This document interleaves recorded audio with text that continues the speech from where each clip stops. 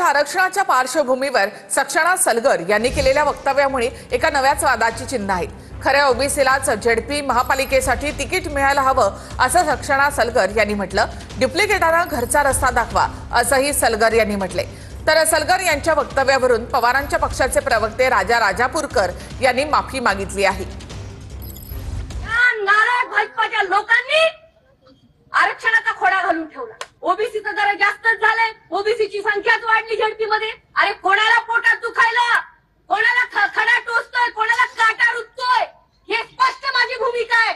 ओबीसीच्या आरक्षणामधला 0.1% कमी होणार नाही आणि खऱ्या ओबीसीला त्या ठिकाणी झडपी महानगरपालिका आणि स्थानिक स्वराज्य संस्था मिळाली पाहिजे.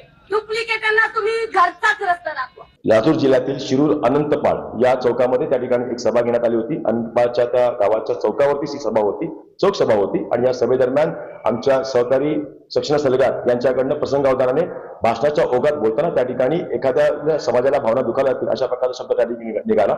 यासाठी मी सर्वप्रथम मंडल यात्रेचा संयोजक म्हणून दिलगिरी